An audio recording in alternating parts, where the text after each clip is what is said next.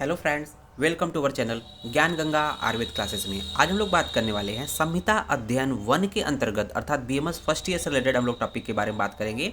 उसमें हम लोग बात करेंगे तस्याशीति अध्याय अर्थात ये जो अध्याय है चरक संहिता के सूत्र स्थान के छठे चैप्टर के अंतर्गत आता है। तो हम लोग देखते हैं कि ये जो छठा चैप्टर है ये कहीं ना कहीं कौन से चतुष्क की बात करता है। तो ये चतुष्क आपका है स्वस्थ चतुष्क। चतुष्क स्वस्थ चतुष्क के अंतर्गत ये आता है। स्वस्थ चतुष्क का दूसरा अध्याय है, क्योंकि 4 तक तो हम लोगों ने भेषज चतुष्क देखा था, 5वां मात्राशीति अध्याय था और छठा आपका तस्याशीति है। इससे पहले हम लोगों ने कौन सा चैप्टर देखा था? 5th वाला कौन सा देखा था? ये छठा वाला है। तो 5th वाला हम लोग का था मात्राशीति अध्याय। मात्राशीति अध्याय देखा था। तो उसमें हम लोगों ने देखा था कि मात्राशीति मतलब सीति मतलब आहार। यहाँ भी सीति का मतलब क्या मतलब है? आहार से संबंधित है। तो मात्रा अर्थात मात्रा पूर्वक आहार करने से क्या फायदे होते हैं? तो मात्रा पूर्वक भोजन से क्या क्या चीजें होती है? बल, वर्ण, सुख और आयु की वृद्धि होती है। जो आयु होती है वो बढ़ती है। तो कहने का मतलब मात्रा पूर्वक जो आहार खाने से बल, वर्ण, सुख और आयु की वृद्धि होती है। यह बात पिछले अध्याय में बताई गई है। लेकिन फिर बात आती है, किंतु देखा जाता है कि विभिन्न ऋतुओं में जैसे हेमंत, शिशिर आदि जो ऋतुएं होती हैं उन ऋतुओं में भी अगर मात्रा पूर्वक आहार किया जाए तो भी रोग होते हैं, अर्थात बल, वर्ण, आयु की वृद्धि और सुख की प्राप्ति नहीं होती है। अर्थात मात्रा पूर्वक आहार का सेवन देखा जाए, इस चैप्टर में बता दिया कि अगर मात्रा पूर्वक आहार सेवन करेंगे तो बल, वर्ण, सुख और आयु की वृद्धि होगी। लेकिन विभिन्न ऋतुओं में भी अगर मात्रा पूर्वक आहार का सेवन किया जाता है तो भी विभिन्न प्रकार के रोग होते हैं। अतः इस शंका को दूर करने के लिए, इस जो कमी है इसको दूर करने के लिए आचार्य ने जो है एक अलग चैप्टर तस्याशीति चैप्टर का विस्तृत वर्णन किया है। इसलिए इस चैप्टर का है क्योंकि यहाँ पर देख रहे थे विभिन्न ऋतुओं के अकॉर्डिंग फिर अब भोजन आहार की बात की जाएगी।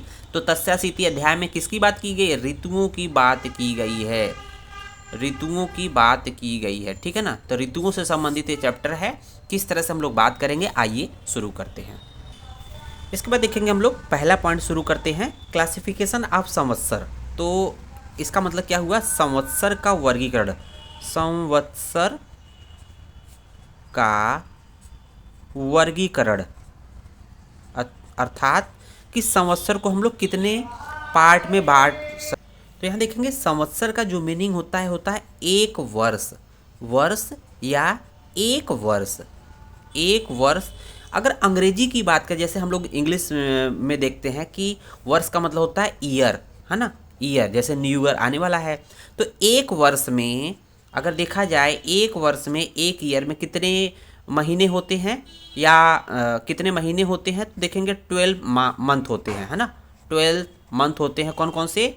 जनवरी से लेकर जनवरी, फरवरी, मार्च, अप्रैल, मई, जून, जुलाई, अगस्त, सितंबर, अक्टूबर, नवंबर, दिसंबर। तो जनवरी से लेकर दिसंबर तक महीने होते हैं, अर्थात 12 महीने हो गए। और एक वर्ष में भी कितने, अगर बात करें ऋतुओं की तो कहते हैं ना कि ठंड की ऋतु है, मतलब कि जाड़े का मौसम है। तो मौसम मतलब ऋतु हो गया। तो यहाँ पर मुख्यतः 3 ऋतुएं दिखाई जाती है। 3 ऋतुएं मॉडर्न कहता है कि 3 ऋतुएं हैं। उसमें भी कहते हैं कि जाड़े की ऋतु है, जाड़ा है, गर्मी है और वर्षा अर्थात जाड़ा, गर्मी, बरसात। यहाँ पर मुख्यतः 3 ऋतुएं दिखाई जाती है। लेकिन अगर हम बात करें संवत्सर की तो संवत्सर का मतलब क्या होता है? एक वर्ष होता है। एक वर्ष होता है। जो एक वर्ष है इसको हम लोग देखेंगे तो यहाँ पर क्या है कि इसको हम लोग पहले 6 भागों में बांटा है। 6 भाग, इसके 6 भाग बनाए हैं। 6 भाग का मतलब क्या है?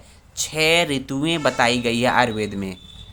संवत्सर का मतलब 6 भागों में बांटा गया है। इस एक वर्ष को या संवत्सर को 6 भागों में बांटा गया है, जिसमें 6 ऋतुएं होती है।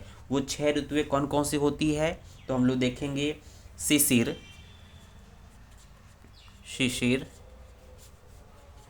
बसंत, ग्रीष्म। शिशिर, बसंत, ग्रीष्म। उसके बाद देखेंगे चौथी क्या है, वर्षा, शरद और हेमंत। ये 6 ऋतुएं हम लोग को याद करना है।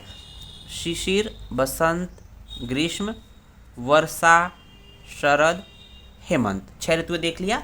इनकी खासियत क्या होती है इसको भी देख लेते हैं कि जो शिशिर, बसंत, ग्रीष्म होती है, इसको अगर हम लोग 6 ऋतुएं हो गई, मतलब कि एक संवत्सर में अर्थात एक वर्ष में हम लोग देखें 6 भाग हो गए, 6 ऋतुएं होंगी। तो 6 ऋतुएं होंगी, हम लोग जो कहते हैं ना कि अब कितने माह, जैसे अंग्रेजी की बात करते थे, यहाँ पर जनवरी से लेकर दिसंबर तक 12 महीने थे, मंथ थे। तो यहाँ पर भी क्या है, 12th मंथ की बात की। 6 ऋतुओं में कितनी महीने हैं, 6 ऋतुओं में 12 माह है, महीने हैं। कौन कौन से महीने, उसके बारे में बात करेंगे हम लोग। यहाँ देख रहे होंगे जो आयुर्वेद के हिसाब से या आयुर्वेद के हिसाब से जो ऋतुएं हैं वो 6 ऋतु बताई गई है। शिशिर, बसंत, ग्रीष्म, वर्षा, शरद, हेमंत, 6 ऋतुएं हो गई। उसी सीक्वेंस में हर एक ऋतु को पुनः 2 भागों में तोड़ा गया है, या 2 मतलब हर एक ऋतु में 2 महीने होते हैं। कह सकते हैं कि 2 महीने को मिलाकर एक ऋतु का निर्माण होता है, 2 माह को मिलाकर एक ऋतु का निर्माण होता है। तो यहाँ पर देखेंगे आयुर्वेद में जो माह बताए गए हैं वो कौन कौन से महीने हैं, माघ, फागुन। शिशिर में कौन कौन से महीने होते हैं, माघ, फागुन। बसंत को 2 भागों में तोड़ा गया है, चैत्र, वैशाख। ग्रीष्म को 2 भागों में तोड़ा गया है, ज्येष्ठ, आषाढ़। और वर्षा को 2 भागों में श्रावण, भाद्रपद। शरद को 2 भागों में अश्विन, कार्तिक। और हेमंत को 2 भागों में मार्गशीर्ष, पौष। तो हम लोग सिंपली जो माता या दादी लोग, हम लोग को भी याद रखना चाहिए कि अपने हिंदी के महीने कौन कौन से होते हैं। तो हम लोग सिंपली कुछ भाषा में याद करते हैं, माघ, फागुन, चैत्र, वैशाख, ज्येष्ठ। ज्येष्ठ को हम लोग जेठ बोलते हैं, जेठ का महीना है ना, जेठ का महीना। घर में पूछेंगे तो बताएंगे माता दादी ये जो भी चीज़ें हैं। तो वैशाख, जेठ, आषाढ़। आषाढ़, जेठ कहते हैं ना, जेठ की दोपहर, मतलब बहुत गर्मी पड़ती है, जेठ की दोपहरी बहुत गर्मी पड़ती है। आषाढ़, आषाढ़ मतलब कि गर्मी के बाद धीरे धीरे बरसात का मौसम आता है, आषाढ़। तो गर्मी के बाद ये मौसम आएगा बारिश का। फिर आषाढ़ के बाद सावन। ये श्रावण जो है इसको हम लोग सावन भी बोलते हैं, यही सावन का महीना है अभी जो बीता है। तो देखेंगे श्रावण मतलब सावन, सावन। और यहाँ भाद्रपद है ना, इसको हम लोग क्या कहते हैं, भादो। अब मम्मी से पूछेंगे या फिर दादा से पूछेंगे तो बताएंगे कि सावन, भाद्रपद मतलब भादो। और अश्विन, कार्तिक, या इसको कार्तिक बोलते हैं, कार्तिक।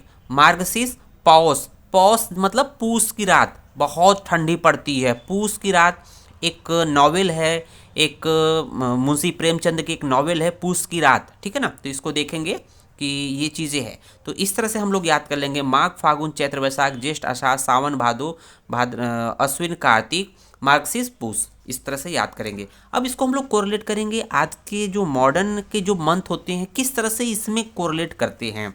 तो हम लोग देखेंगे कि यहाँ पर हम लोग देखेंगे माघ, फागुन, ये दोनों माघ फागुन मिलके अंग्रेजी का कौन सा महीना बनेगा, तो इसको हम लोग बोलेंगे फेब, फरवरी, ठीक है ना। माघ फागुन मिलके फरवरी बनाता है। और फागुन देखेंगे, फिर फागुन और चैत्र, फागुन चैत्र मिलके मार्च बनाता है, ठीक है ना, मार्च, फरवरी के बाद मार्च। और चैत्र वैशाख मिलके क्या बनाएगा, अप्रैल, ठीक है ना। उसके बाद वैशाख और ज्येष्ठ मिलके क्या बनाएंगे, मई, ठीक है ना। उसके बाद ज्येष्ठ और आषाढ़ दोनों मिलके क्या बनाएंगे, जून, ठीक। आषाढ़ और सावन मिलके क्या बनाएंगे, जुलाई। और सावन और भाद्रपद मिलके क्या बनाएंगे, अगस्त। और भाद्रपद और अश्विन मिलकर क्या बनाएंगे, सितंबर। और अश्विन और कार्तिक मिलके बनाएंगे अक्टूबर। और कार्तिक मार्गशीर्ष मिलके नवंबर। और मार्गशीर्ष पौष मिलके क्या बनाएंगे, दिसंबर, ठीक है। तो इस तरह से अब बचा क्या है, जनवरी बचा हुआ है। तो जनवरी क्या है, देख रहे होंगे कि सबका 2-2 बार यूज हुआ है। फागुन को 2 बार लिया, लेकिन माघ बचा बेचारा 1 बार। माघ को कंट्रीब्यूशन सिर्फ 1 बार है, और लास्ट में पूस का जो कंट्रीब्यूशन 1 बार है। तो पौष और इसको हम लोग देखेंगे, ये हो जाएगा जनवरी। तो इसको हम नीचे भी लिख सकते हैं थोड़ा समझने के लिए कि पॉस, और इसके नीचे अगर हम अगर कर लें पौष प्लस जो है माघ, ये क्या बनाएगा, ये जनवरी बनाएगा। तो ये जनवरी महीना। तो यहाँ पर थोड़ा सा इस तरह से इसको आपको समझना है। कहते हैं ना कि 1 जनवरी इस तरह से है, तो आप एज इट इज़ याद कर लीजिए, आपको अच्छा लगेगा ये सब चीज़ें। फिर इसके बाद देखेंगे कि ये जो ऋतुएं हैं, शुरू के 3 ऋतुएं शिशिर बसंत ग्रीष्म, शिशिर बसंत ग्रीष्म, हम इसको एक साथ कंबाइन करके अगेन हम कुछ नाम देना चाहते हैं। तो शिशिर बसंत ग्रीष्म में होता क्या है कि ये तीनों का कॉम्बिनेशन, शुरू के 3 ऋतुएं होती है। इसमें सूर्य की गति किस दिशा में होती है, उत्तर दिशा में होती है। सूर्य की गति जो है उत्तर दिशा में होती है, उत्तर दिशा में होती है, ठीक है ना। सूर्य की जो गति होती है उत्तर दिशा में होती है, इसलिए इस तीनों महीने को क्या बोलते हैं, उत्तरायण, उत्तरायण, उत्तरायण। या उत्तरायण को ही हम लोग क्या कहते हैं, उत्तरायण को हम लोग कहते हैं आदान काल, आदान काल। तो ध्यान दीजिएगा कि जो शुरू की 3 ऋतुएं हैं शिशिर बसंत ग्रीष्म, इसमें क्या होता है, जो सूर्य की गति होती है उत्तर दिशा में होती है। उत्तर दिशा में सूर्य की गति होने की वजह से इसको उत्तरायण भी बोलते हैं, और या उत्तरायण या आदान काल भी बोलते हैं। उसी तरह से हम लोग देखेंगे कि जो लास्ट के 3 मंथ होते हैं, अर्थात वर्षा शरद हेमंत, इसमें क्या होता है कि सूर्य की जो गति होती है दक्षिण दिशा में होती है, दक्षिण दिशा में होती है। सूर्य की जो गति होती है, सूर्य की गति दक्षिण दिशा में होती है। दक्षिण दिशा में होने की वजह से इसको हम लोग दक्षिणायन, दक्षिणायन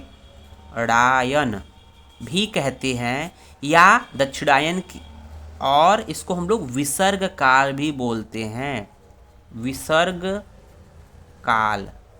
तो उत्तर दिशा में होने की वजह से उसको उत्तरायण बोल रहे थे, दक्षिण दिशा में होने से दक्षिणायन बोलते हैं। अब यहाँ पर होता है कि याद कैसे करें, दक्षिणायन को विसर्ग काल, उत्तरायण को आदान काल। तो ये तो समझ में आ गया, शुरू में 3 में उत्तर दिशा है उत्तरायण, लेकिन ये आदान काल किसको कहेंगे, ये निमोनिक से याद नहीं रहता है, तो इसको हम लोगों ने कोड बनाया है। एक कोड है, तो कोड है, याद करेंगे, इसको याद करेंगे कि द से दक्षिण, वी से दविस। तो याद रखिएगा दविस, दविस, दविस याद करें। दक्षिण दिशा में जो सूर्य की गति उसको विसर्ग, विसर्ग, विसर्ग काल कहते हैं। दविस, द से दक्षिण, दक्षिण वाले में साइड में जो दक्षिणायन को हम लोग क्या कहते हैं, विसर्ग काल कहते हैं। सूर्य जब दक्षिण दिशा में गति करता है उसको दक्षिणायन या विसर्ग काल कहते हैं, दबिस। तो दबिस याद रखेंगे, साथ साथ देखेंगे यहाँ उत्तरायण को आदान काल, अ उ, तो एक याद हो जाएगा, दूसरा ऑटोमेटिक याद हो जाएगा, कन्फ्यूजन बिल्कुल नहीं रहेगा। इस तरह से हम लोगों ने जो पहला पॉइंट था संवत्सर, संवत्सर का जो क्लासिफिकेशन उसको हम लोगों ने कंप्लीट कर लिया। उम्मीद है वीडियो समझ में आया होगा। तो वीडियो को लाइक एंड शेयर जरूर करें, साथ ही साथ चैनल को सब्सक्राइब जरूर करें। और इसी के नाम से हम लोग प्लेलिस्ट बनाएंगे, इसमें सभी वीडियो हम लोग के बन जाएंगे। प्लेलिस्ट का नाम होगा तस्या सीति अध्याय। धन्यवाद।